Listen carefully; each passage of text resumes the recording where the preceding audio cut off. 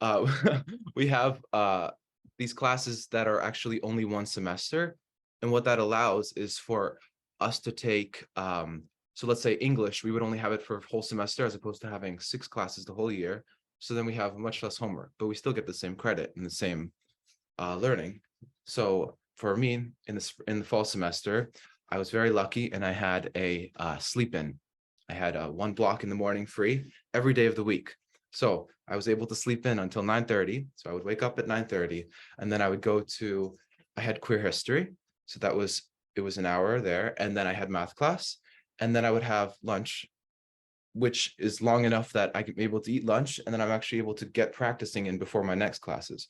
So at around, if I eat lunch until like 12:30, I can practice until 1:30, which is when my arts classes start. And the arts classes, they they vary every day and they vary for each major. And the very tricky thing, but very well done thing is that there's room for the classes from different aspects of the music department to overlap.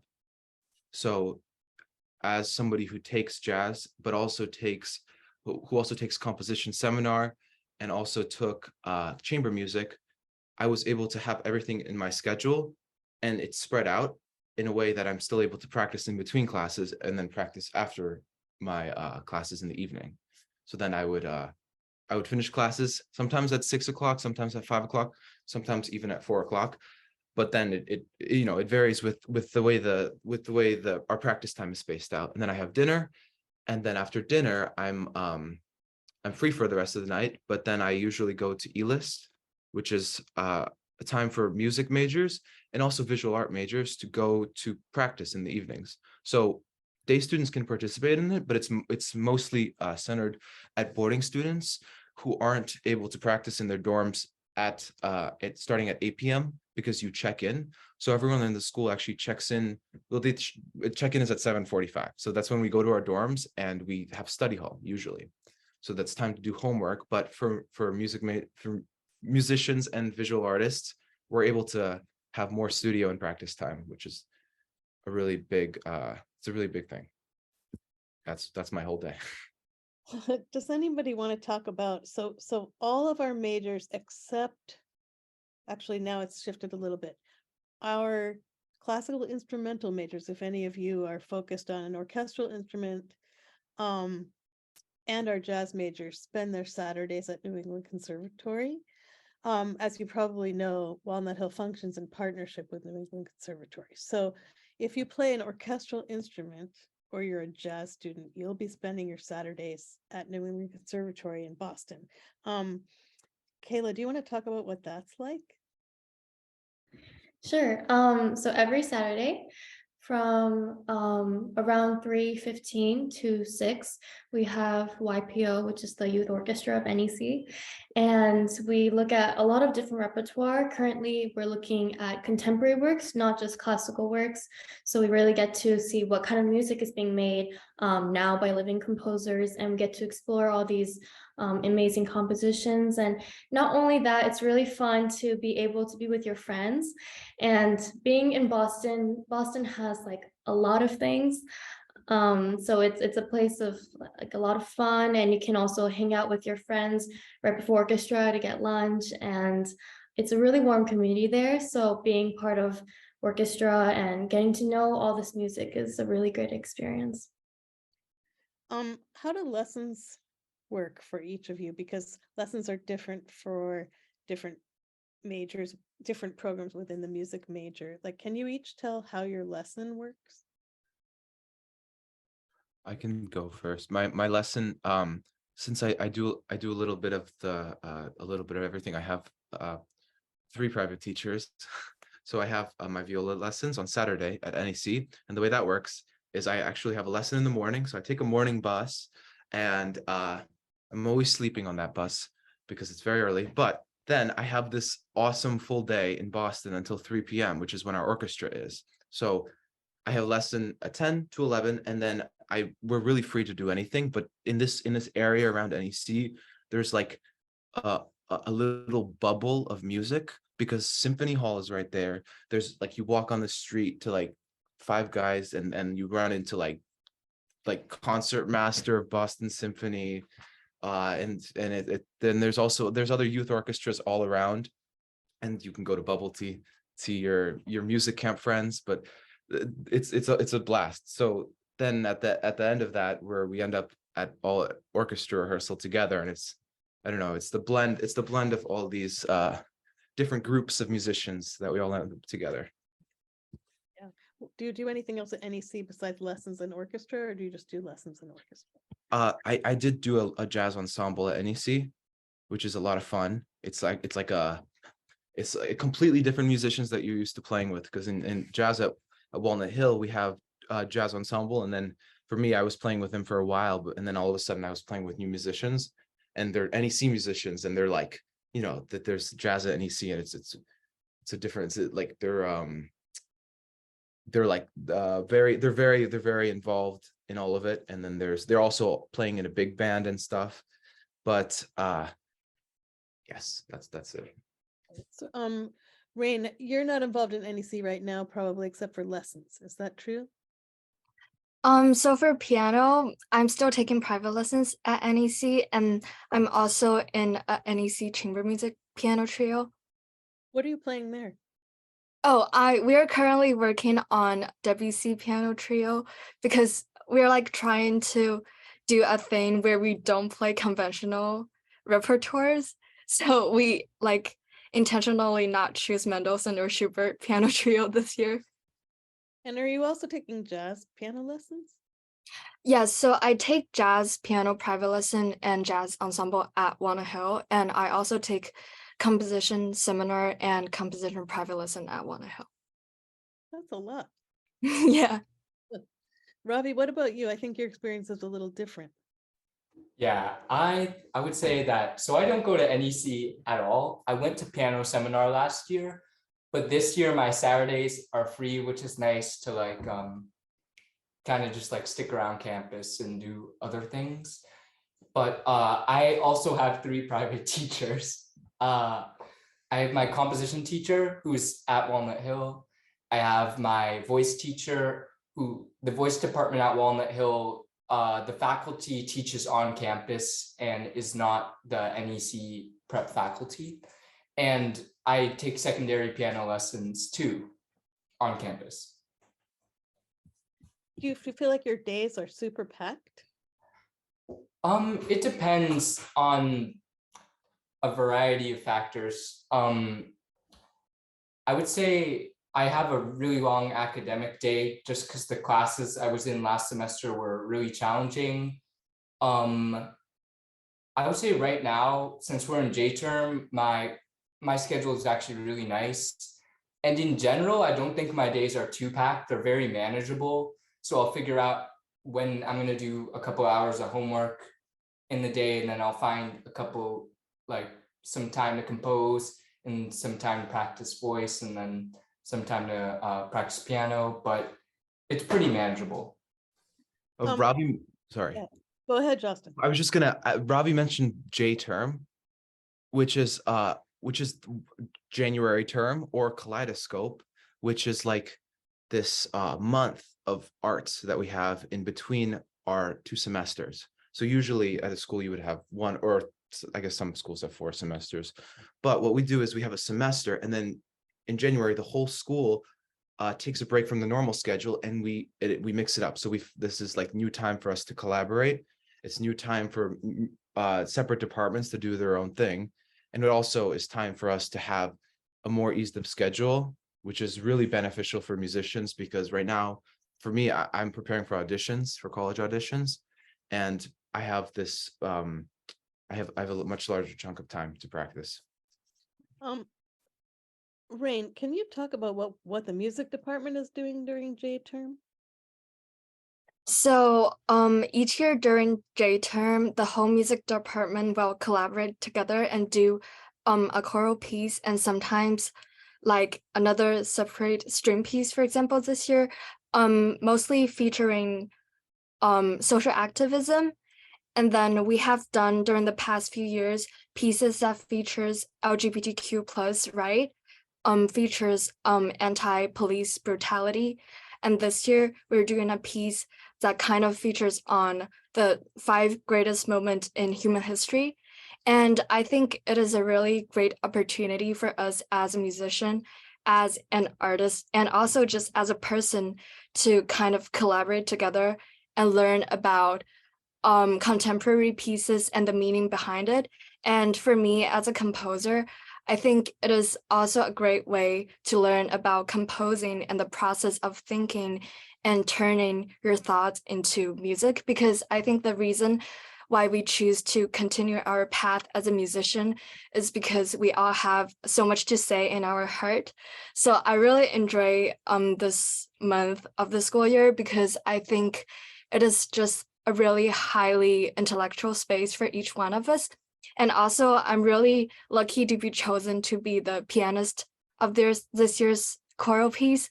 So instead of singing, I'll be like playing the piano part, and I really enjoy it so far.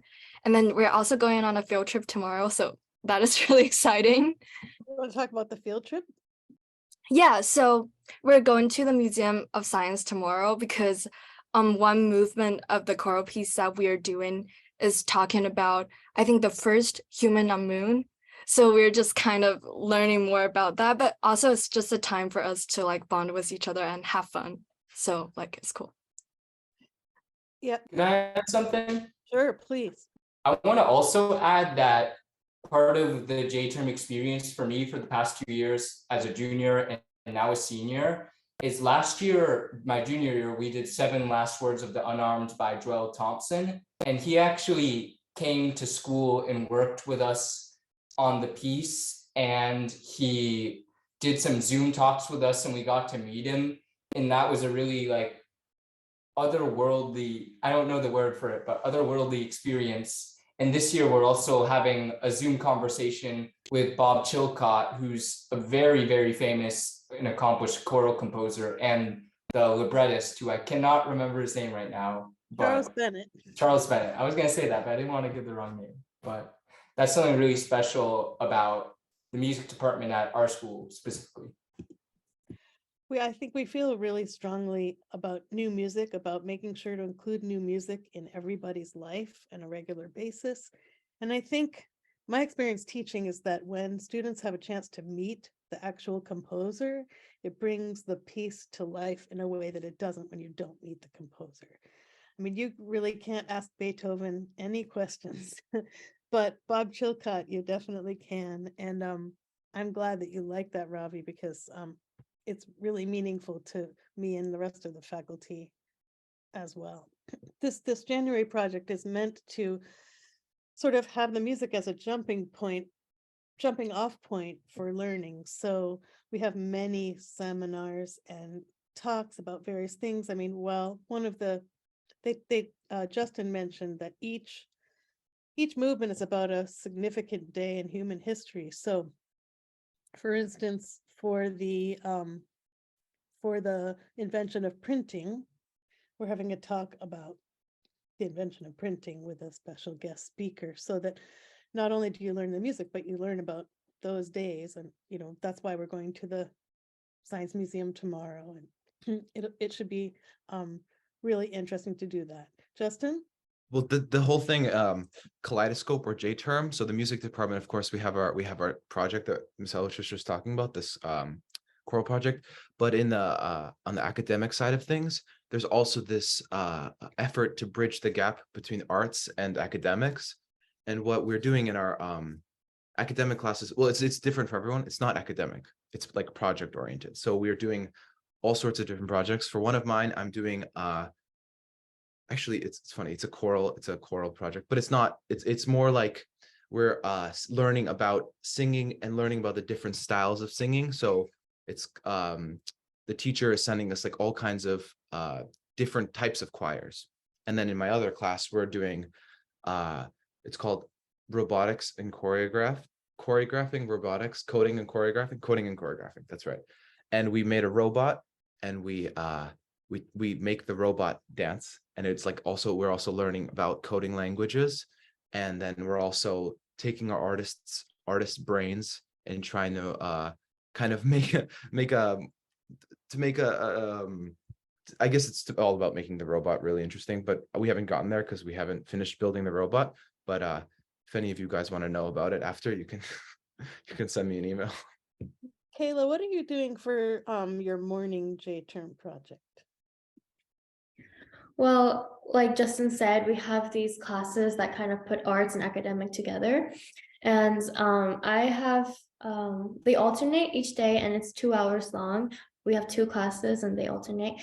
And for example, today I had poetry and song class, which is we look at different poems, and then we also look at the lyrics of songs and kind of learn about how the melody goes along with the lyrics. And we also kind of went into groups, and we each picked like a poem or like a sentence and kind of put a melody along with it and a feeling or something with it to make art out of it with music. And so it's really interesting to kind of get to know different kinds of parts of the arts, because I'm not really I've never like done that much like songwriting or anything like that. So kind of getting to know what that's like is really fun. And it's been a great experience to meet other people as well, because all grades are in these classes. So it's really nice to make friends as well. And I think all different majors are in the classes as well, not just music majors, which is nice. Rain, what are you taking for J-term? It's actually really funny. Me and Kayla share all the same academics in the morning, but I think I can expand a little bit more on one of the academic class that I'm taking in the morning. It's called Poetry and Song. So like, I think people who know me knows that I'm really obsessed with poetry apart from my musical career. And I think it is a really great class for me to take, because in the class, we're kind of analyzing a poem at first, and then we're trying to embody some of the imagery and syntax in the poem and match it with like our own composition. And I feel like we're kind of doing what Debussy and Wagner are doing, because I know they have also like quoted famous poets from the past, like Charles Baudelaire and T.S. Eliot and people like that. And I think it is also a great way to hear how other people compose, because we have like theater majors, we have jazz majors, we also have classical instrumentalists. And it's really interesting to like hear and see different styles and how they choose to use different artistic expression to express themselves. So I think it is a really good class and I really enjoy it so far. What about you, Ravi? So I guess my favorite class that I'm in right now is oral history. It's called Retelling Your Story, and it's about giving a specific practice of history by word of mouth. And specifically, we're working on a project. We started by doing these really like awkward conversational exercises. Like they made me sit in front of somebody and just made us stare at each other for 20 seconds straight. And I was like, I'm gonna cry. But after that, we got into more interview practice, and we're gonna work on a project where someone asks a guiding question and then you try to tell any story, and then they try to guide it very lightly, but it's more about the interviewee telling their story than the interviewer asking specific questions. So yeah. So the other thing about all these classes is that we're so used to during the year sitting in a classroom class, but these classes, they're not classes. Everyone said classes, and I'm still saying they're projects. They're like we're doing these projects where we really the biggest thing about it is about taking our art and combining it and taking a creative look at things that we think we used to consider academics, just for January, of course. On another topic, and I do want to make sure that the people who are here can participate in this conversation, so we're going to save lots of time for that and for questions. I wanted to ask, because it's hard for me to answer this from my perspective as director of music, like what is the music department like? Like what is the feeling of the music department? Like how, like is it competitive? How is the relationship between the kids? Like I would love to know your perspectives on that. The community here in Walnut Hill, not just the music department, but everyone in general, it's really welcoming. And for the music department, I think something that's really important is that everyone really matters there. All the teachers give the same dedication and welcome and support for all the students. And I never felt like there was a moment when I couldn't ask someone for help, because there was always someone there that you can talk to, not just teachers and faculty, but friends as well. And competitive wise, it's not competitive at all. Everyone's really focused on their own arts and their own development, which I really love. And it creates a space of really welcoming and supporting each other as artists and as people. And one of my favorite things is that sometimes my friend and I, sometimes we play music in front of each other, and we give each other advice and whatnot. But it's a really great community, and I'm really glad that I get to be here. Justin, do you have anything to add? Well, I kind of get to see everyone and I get to know everyone, and I got to know the new students, especially at the beginning of this year, because I was I mean, as department rep, my biggest job was actually kind of introducing the new students. So actually my favorite part of the music department is now like seeing those new students and seeing all the students from last year who are my friends, and now everyone is just one big group, because it's like this weird phenomenon where musicians are able to bond in this like uncanny way. So we are all so if you look at Miss Elowich and imagine to the left behind in her background, there's this building. It's not there, but actually, well, there's Elliot. We have practice rooms all over campus, and they're not just one practice rooms. We have like in Highland, there's a basement, and we're all practicing. Everyone's working really hard on their art and their craft, and that's kind of how everyone really grows close to each other, because we are like you go downstairs and you see your friend, but you guys, you have to practice, you have to do your work, but then you still see them from across, and then you go and you get lunch together, and it's a very supportive environment. I think that's really the biggest thing. Anything that either Ravi or Rain want to add? I think add on to what Justin has said, I think if I were to describe it, I think Walnut Hill is a community where everyone is really warm and welcoming, but at the same time, it allows and encourages you to be bold and to step out of your comfort zone and do all those like crazy creations and whatever. Because I joined the jazz department as a new jazz pianist this year, and then I have been like a pure classical pianist for the past like 15 years or so. So I was really nervous at first because my private lesson teacher just kind of threw me in an ensemble without any prior private lesson. And I don't have a lot of confidence personally. So I was really insecure and I was kind of nervous at the first few weeks. But then everyone in my band was so welcoming and they were so supportive when I solo. So I just fit in really quick, and I honestly didn't expect it at all, but it worked out really well. And I think it's because of the atmosphere at Walnut Hill where everyone is just so eager to hear about each other and they genuinely care about each other's expression and music. And I think that's what make our department so great. Thank you so much. I think Ravi does not have a comment at this time. I noticed. Ravi, do you have a comment at this time? Was that, sorry, my dorm parent was asking me Oh, questions. No, I was just wanting to ask you if you had anything you wanted to add. You don't have to. I think they covered it. Yeah, good. What about, can I ask you about performance opportunities at Walnut Hill? I mean, I think part of why people come to Walnut Hill is the opportunities to perform. And I would love if any of you wanted to talk about the opportunities to perform both in groups and solo at Walnut Hill and at NEC. Anyone want to take that?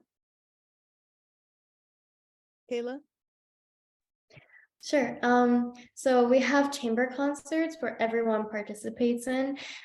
Every semester, we get put into a different group with a different piece, and we get to collaborate with different instruments. And there's a chamber concert towards the end of each semester, and we all perform there. And additionally, we also have master classes where, or they're called performance class now, but it's, or they can be master classes too.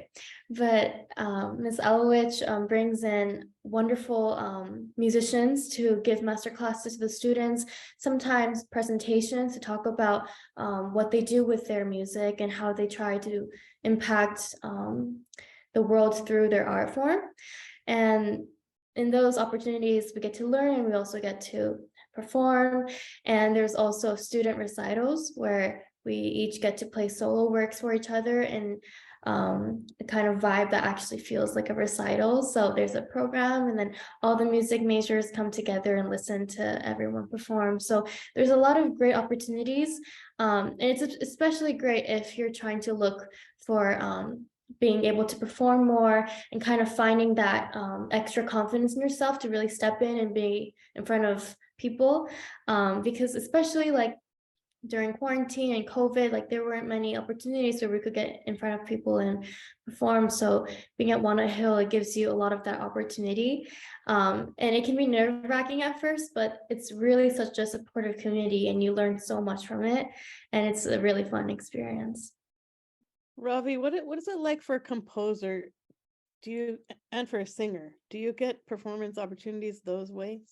Yes, so we do get performance opportunities for both of those. And so for voice, we have a couple of recitals a year, and the opera, which is a really big thing, which is not limited to voice majors. Like this year, we're having a couple of instrumentalists sing in the opera and the chorus.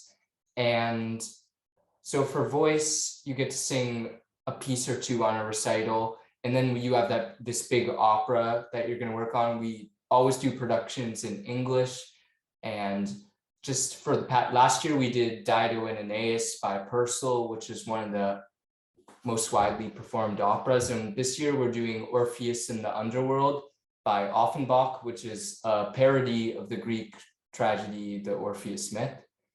And so for composition, I think at this age in high school, it's kind of surreal to have your pieces performed in such a semi-professional manner. I remember last year was my big year when I started having a lot of stuff performed. I had a wind trio at the start of the year and worked with 3 of my friends and kind of built the piece from the ground up.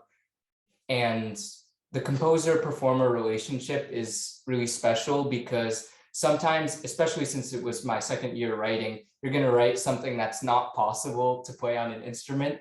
And then your friend or your colleague's going to tell you, I can't play this, let's find a solution. And another thing is we have a couple of composition recitals, and then we had the dance collaboration last year, which was really amazing, where I personally wrote a piano quintet, and Justin and Rain both played in that piano quintet last year. And we met, it was so hard to schedule, but we met and I conducted the piece, and we gave 2 wonderful performances. And Rain also wrote her own string quartet or piano quintet, I can't remember, for this project. One of the 2. Were you who were the dancers? Who are the dancers? Oh yeah. So there is a dance major at Walnut Hill, and there were student choreographers that we met one-on-one with and worked with, and from the Boston Ballet Professional Division, which is the students at Walnut Hill, and they made their own casts and choreographed to the music, and then we put it together and did the performances. Before I go on to questions, which I think we should do soon, what kind of performance opportunities do you have at NEC? We have orchestra performances. We have one coming up soon actually, and we had one last semester as well. And I'm also part of the chamber music intensive seminar. And it's a chamber, you can join, it's like a chamber group, and there's wonderful faculty there, and you can join it, and we play for each other every Saturday, and we also have a lot of performances coming up for that. Anything else that you do performing wise are there solo opportunities at NEC? I think for any instrumentalist, you can always sign up for workshops and then a recital. I think it happened like every few months, and it's like for everyone. But like you're not required to do it, but you can like sign up for it whenever you want to. And basically, first you're going to kind of attend a workshop and you're going to play for a faculty member that's not your private lesson teacher, and they're going to write you really detailed feedback, and then you're going to get placed in the recital, and then you can perform for like a lot of audience. So it's like good. Can I ask you one final question? What are you each hoping to do after you graduate, or if you know what you're doing, if you could tell us what that is? Like, what are your sort of current goals after school? Uh, Oh, you go first, Kayla, go first.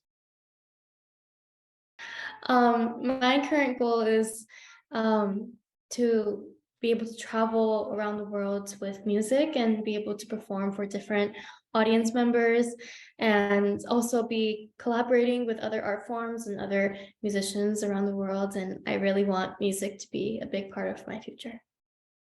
What about you, Justin? Well, I was just gonna say that I have like no idea.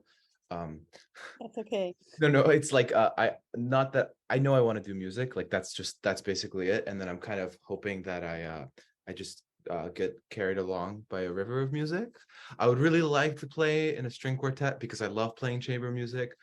I also really like playing jazz.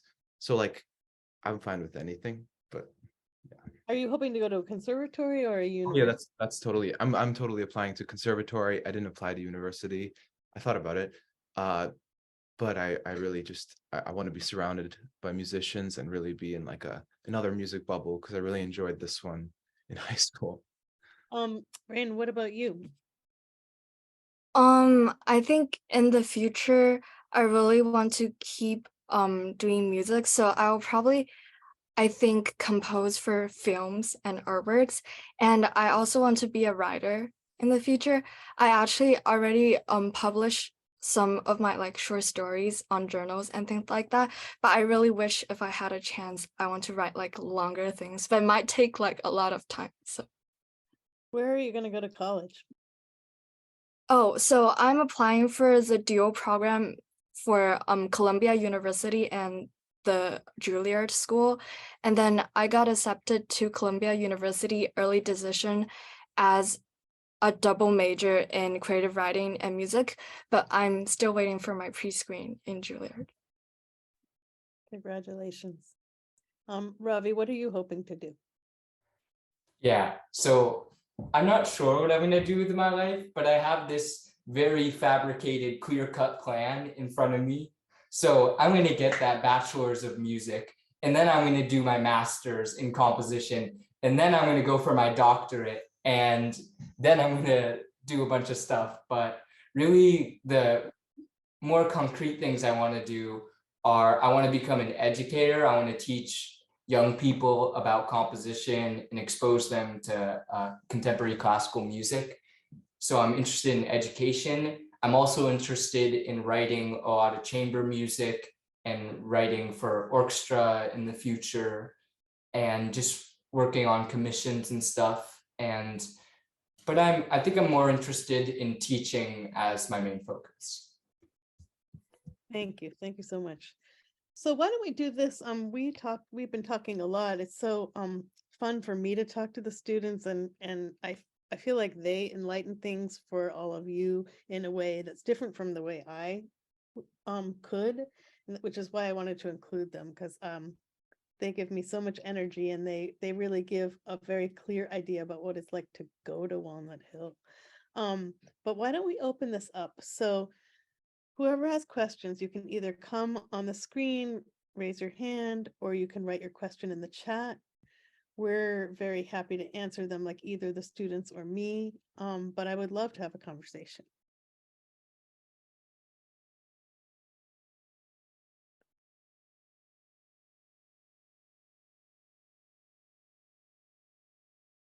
Anybody have a question?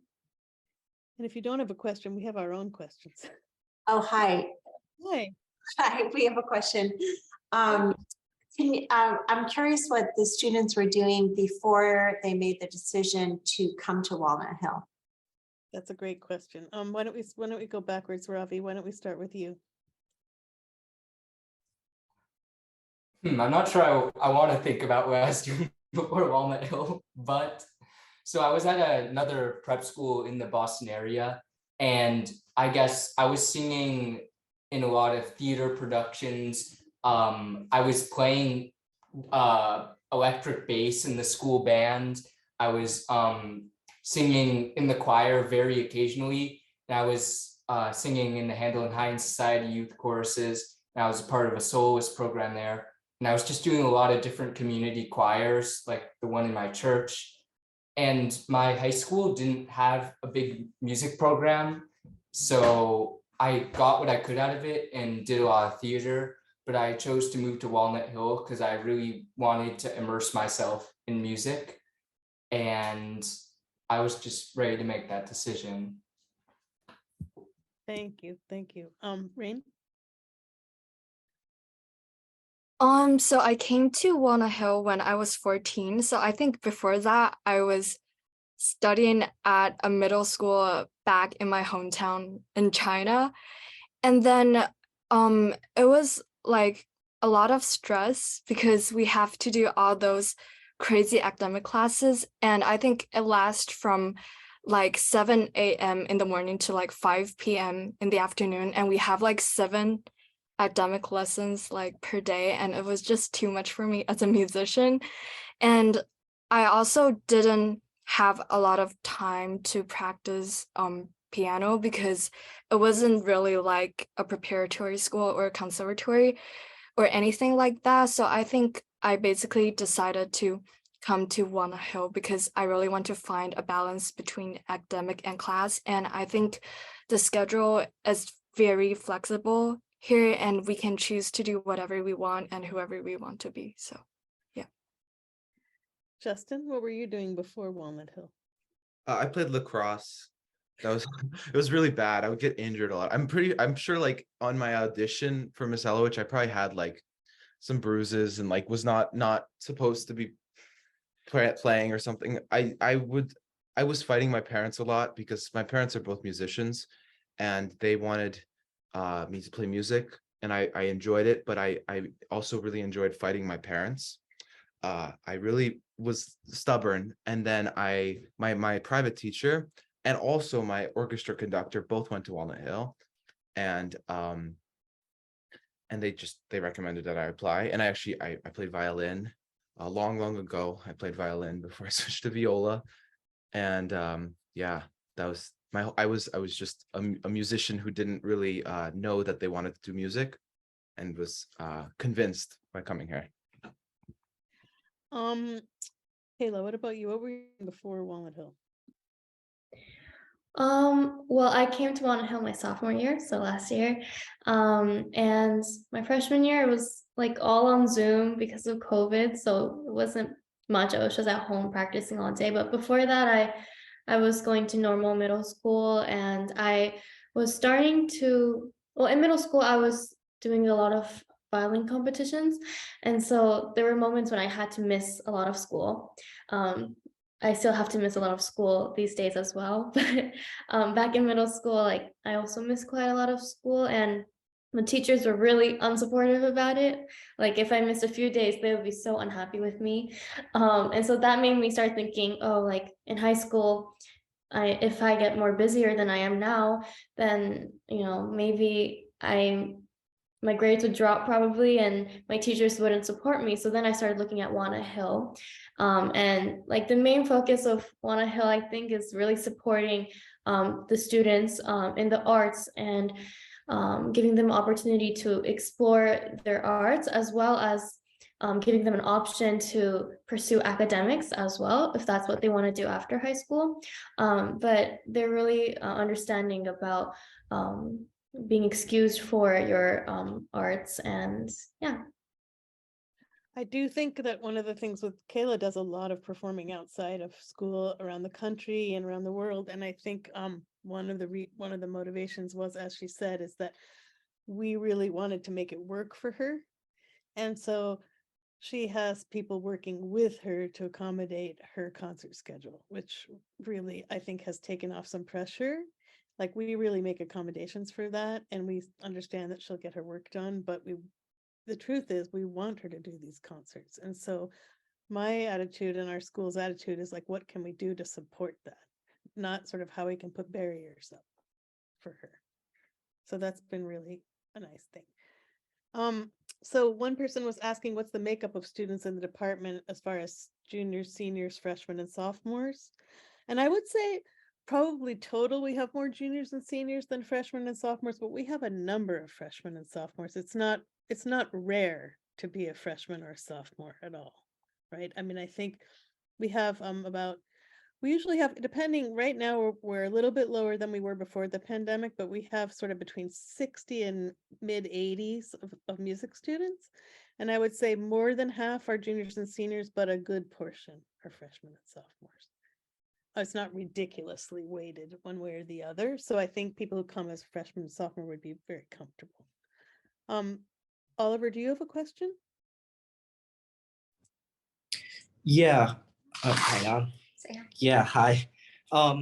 So I was wondering how, if you play multiple instruments, and for example, also compose, how do you balance being able to do multiple lessons, for example, or take different composition classes in addition to lessons? Justin or Rain or Ravi maybe could answer that. Want to start with Justin? Sure. I mean, it's not easy, of course. It's like you come here to do you come here to play music, and then you kind of for me, I just got excited with so many different things, and it's like, and it kind of became an issue because I'm just like I can't do everything.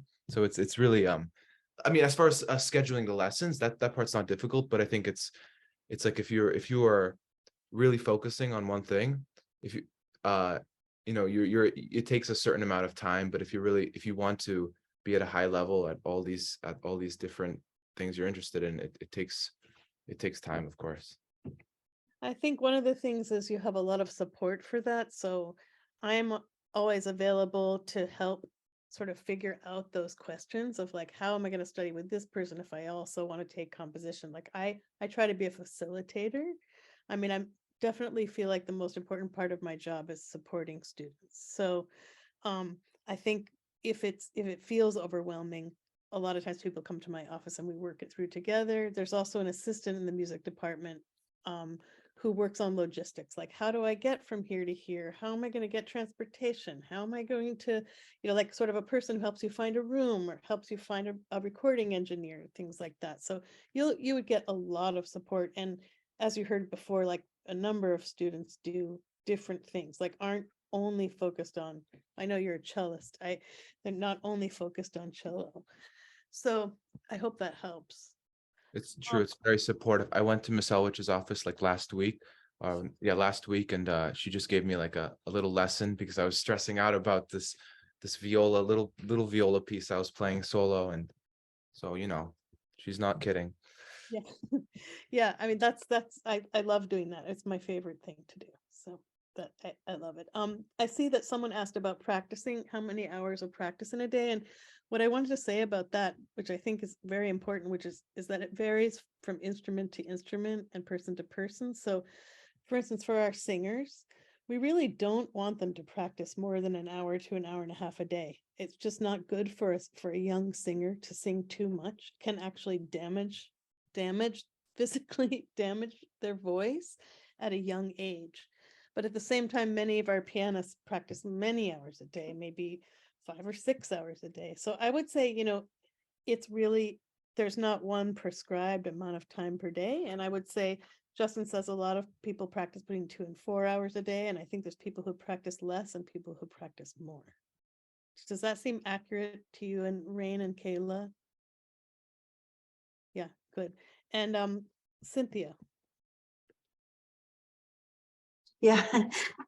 So we were curious about your collaboration with the other programs, like the theater program and so forth, and how challenging is that piece across umbrellas, so to speak, or even outside of the arts programs and into other areas? So that's a good question. So during January term, it's the easiest because we have all these built-in collaborations where it's all across all the academics.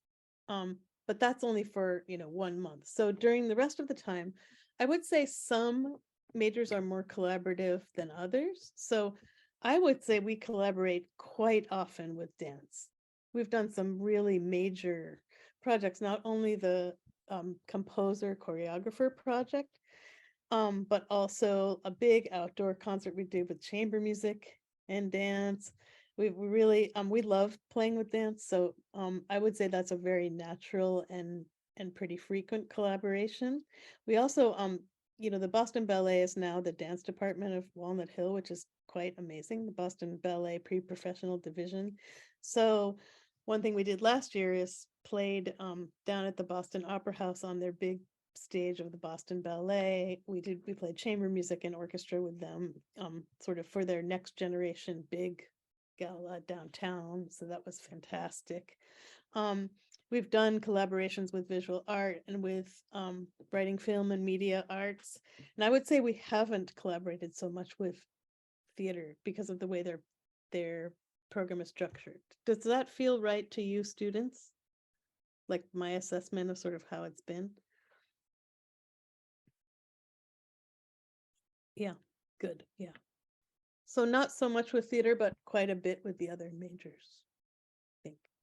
And let's see. Okay, so 2 questions have come up on the chat that I'd like to ask. So one person asks, what are the academics offered and does it go up to AP? And are the 4 required classes all academic or a mix? So I will say we don't have AP classes, but some people who have wanted to do that have done that online and have support from the school to do that. The academics that are offered are multi-level, so it is a small school, so we don't have as much variety as a huge school, but actually within academics, I feel like they do a very good job being creative. So can you actually, one of you, Rain, why don't you talk about what you've taken in humanities, like in English?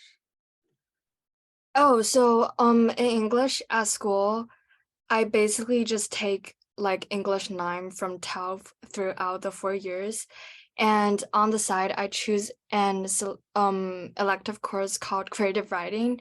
And it's not required, but if you're like really interested in humanities, you can like take it and gain support from teachers.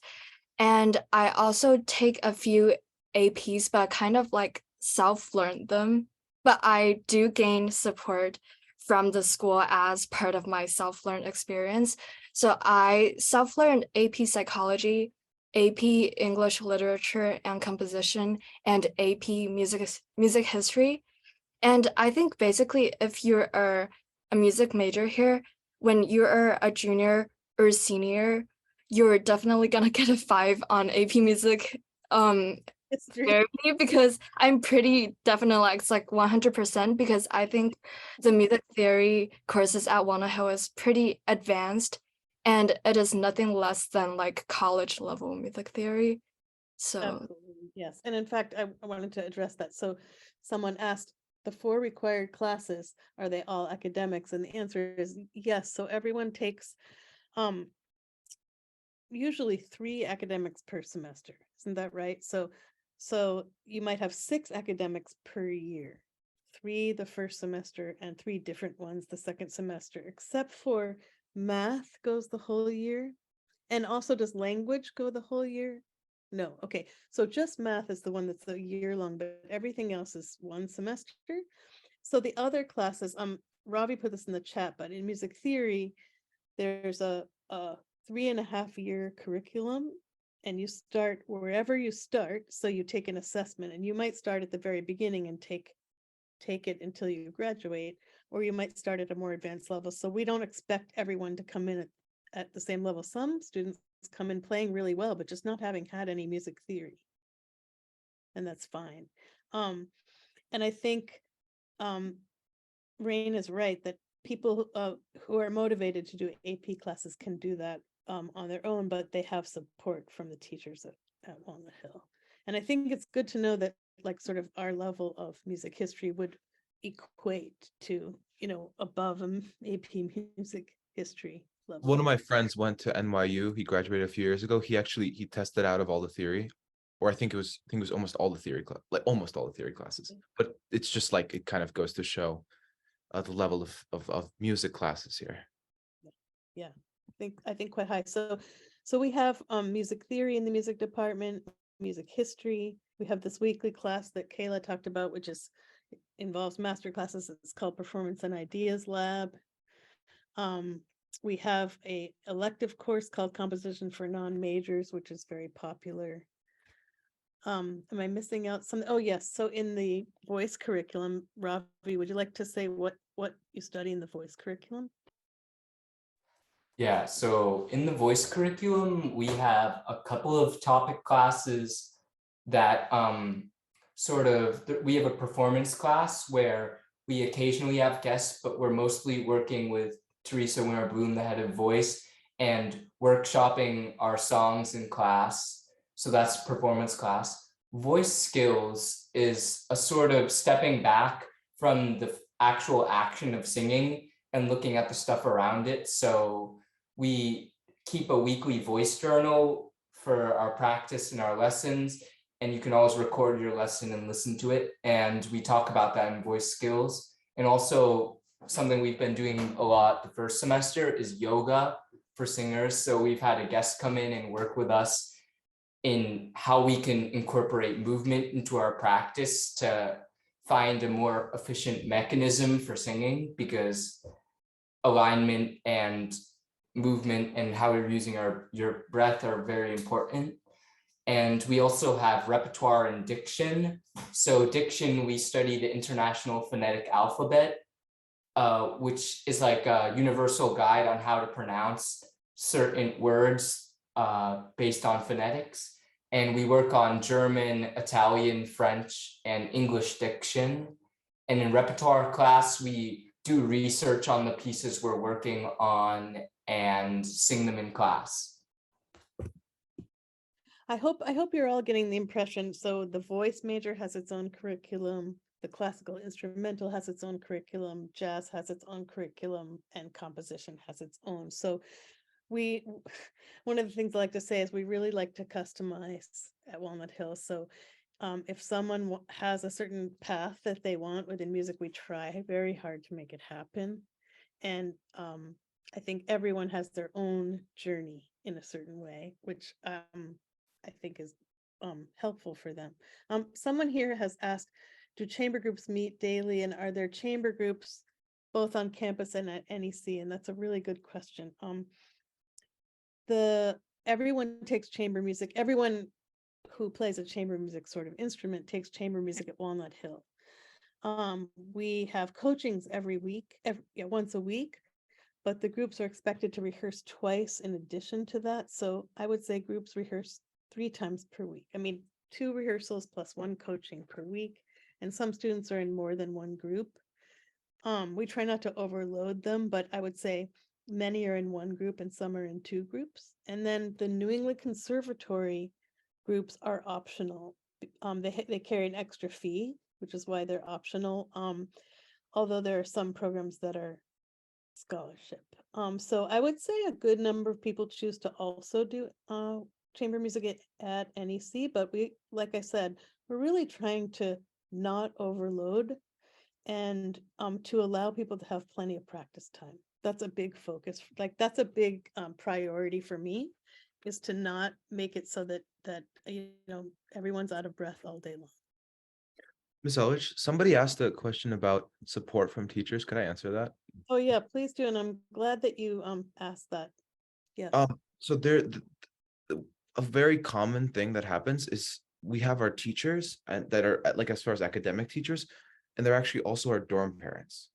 So a really interesting interaction is when I have my English teacher, who I just, I think is my like he was my English teacher, but then back in my dormitory, he's also like kind of a parental figure. The dorm parents, they're kind of the, the people who watch over us in the dorm, but they're also like they have their apartment doors open for us at all times.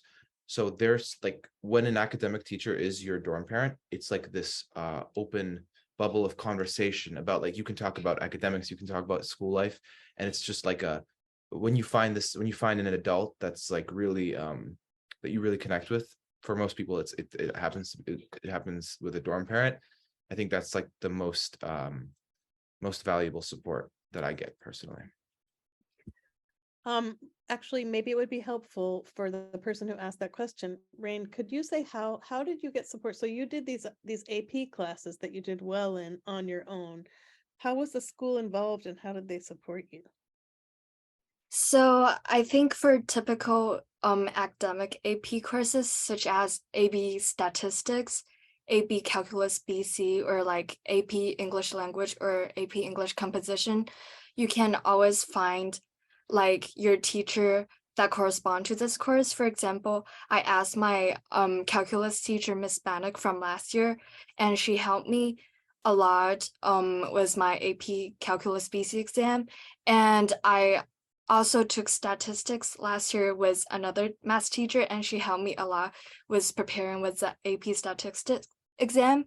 And I think, for example, for other courses such as AP psychology or like more specific things like that, if we don't have enough resources at school, you can always talk to your advisor or like your dorm parent, and they're going to help you find like extra sources online. And at our school, we also have a thing called Global Online Academy. It's when you feel like you need to take some classes that's not necessarily a part of your curriculum at Walnut Hill. For instance, I ran out of math class last year because the highest level of math at Walnut Hill is calculus. So I take linear algebra this year at this course, and it's really helpful. And the teacher is like 24 hours online, and he responded like every questions I have, and it worked out like really well. And they also have like science courses, psychology courses, humanities courses, and like all things like that. So I would say, even though we don't necessarily have AP courses offered at campus, the self-learn experience turns out really well, and it works really well because I did like score well for the exam, so it really worked out. I think that the idea was we knew that our curriculum, like we believe in our curriculum, and I think it's creative, but we just don't have the manpower to offer everything. So we joined Global Online Academy in order to expand the curriculum for kids who wanted, like Rain, who wanted to do more than we had. Since some of us are just fine when calculus is at the top. Are there any other questions from those of you guests? I know we're past time, and I'm happy to stay as long as you'd like. But I do want to know if you have more questions.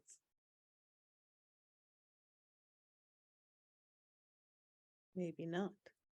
All right, so great. Well, then if you don't have other questions, I think what I'll do is, first of all, say thank you so much for spending your time with us. As I hope you can hear, the students and I are very enthusiastic about Walnut Hill and really believe in what we're doing and love sharing that with others. So thank you for spending your time. Why don't I allow whoever wants to sign off, but I'm gonna stay for just a little bit in case anyone wants to talk to me one-on-one. But thank you so much. And students, you can go if you'd like. It's fine, or you can stay too.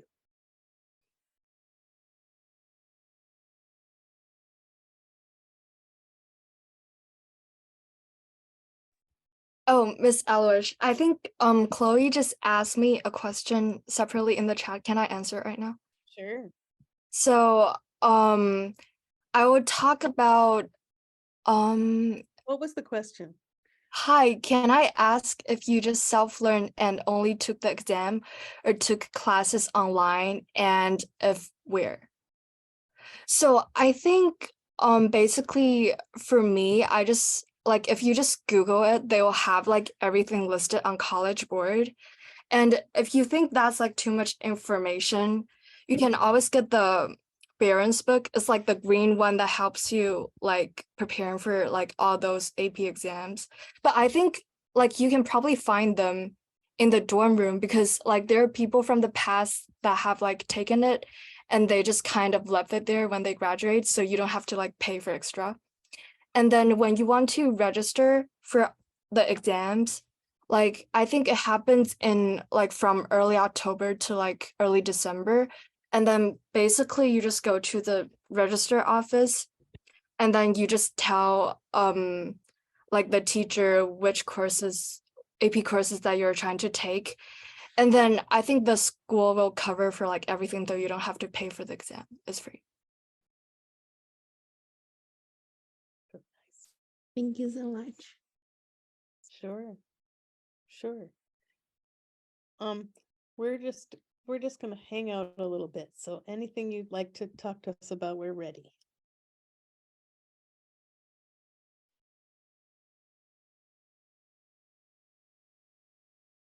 And one Lisa Walker, who's online, we've talked extensively.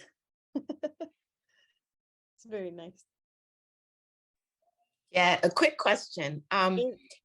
Everybody looks so happy. Do you have like mental health resources on campus? That's a really good question. And actually I'll let Ravi answer, but I just want to say like we are very happy, but as humans, you know, we're also sad sometimes. And I guess I want to say, without, you know, trying to make a joke of it, just to be serious, that we, you know, kids and adults have real mental health needs, and we recognize that. And I would say many people have mental health challenges here.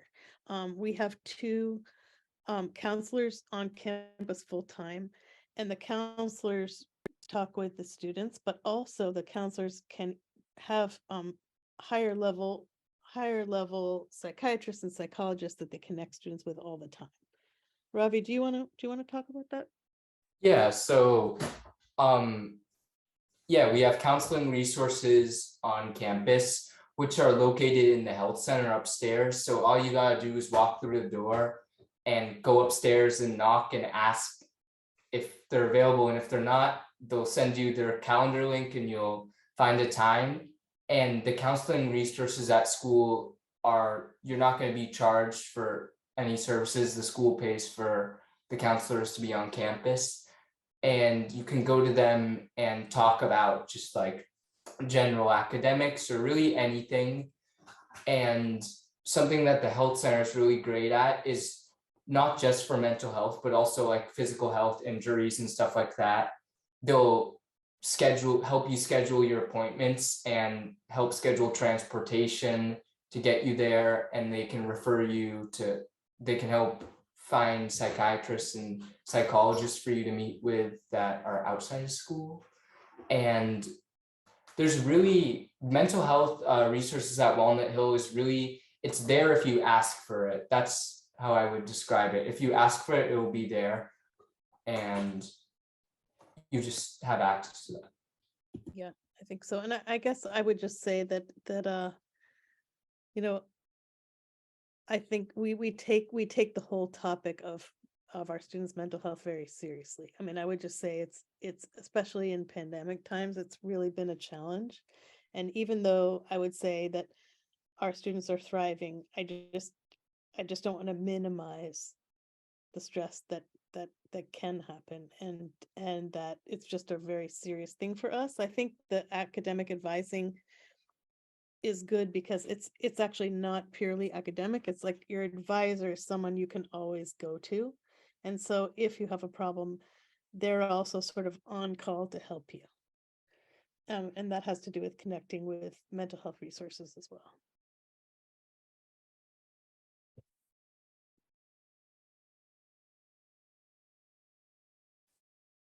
Anybody else?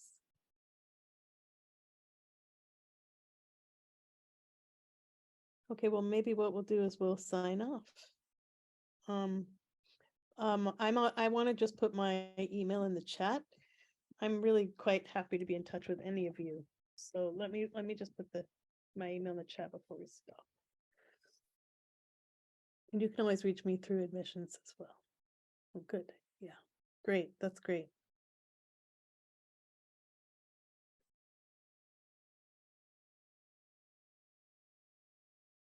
Great. I'll just pop in to conclude this, but I want to thank all of you for being amazing. I'm like ready to hire all of you for the admission office. So hope you Totally. don't go to college. You can just work for us from now here on out. But thank you for staying after so much longer. And to everyone who is here and listening to all this, thank you for being here too. And if you need help through the admission process, I know it can be a lot to talk about, to think about, auditions and interviews and all that. So I'll also put my email into the chat. So feel free to reach out to me about anything you need. All right. Let me do that. All right. Well, thank you all so much for being here. I hope you all have a great rest of the night and happy Monday. Have a great rest of the week. You guys are awesome. Thank you so, so much.